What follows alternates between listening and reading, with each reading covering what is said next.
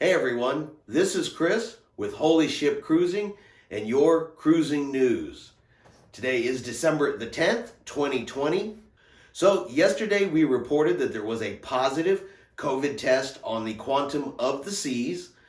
Quantum of the Seas is currently doing 4-day sailings to nowhere from Singapore. On the third day of the cruise, apparently an 83-year-old gentleman developed some stomach issues, went down and reported it. They gave him a COVID test and it came back positive. Now the health and protocol procedures immediately kicked in. He was quarantined. They started contact tracing, and everybody that had been in contact with him was also quarantined. The remainder of the passengers were simply asked to go back to their rooms, and the ship immediately returned to port in Singapore. Now, since then, we have learned that he's had 2 additional COVID tests. Both of them have come back negative, and those that were identified as being in contact with him also have had all negative COVID tests. So it looks like we simply had a case of false positive. But it does show that the health and protocol procedures set up by Royal Caribbean worked. They were able to implement them immediately.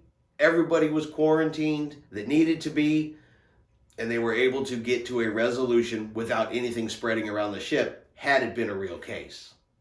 Today we also have more cruise cancellations, unfortunately, to add to a growing list.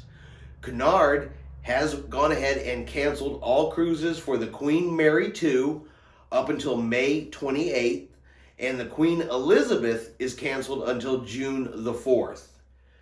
Carnival Cruise Lines has also canceled the Carnival Magic until September 24th, the Carnival Paradise until May 31st, and the Carnival Valor until September 11th.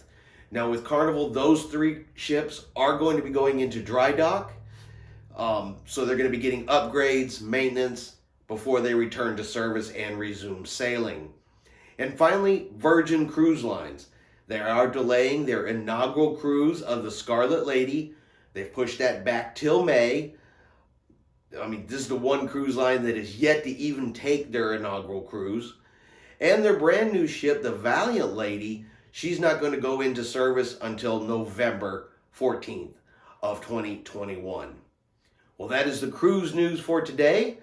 If you did enjoy it, please hit that subscribe button, and we will see you out on the high seas.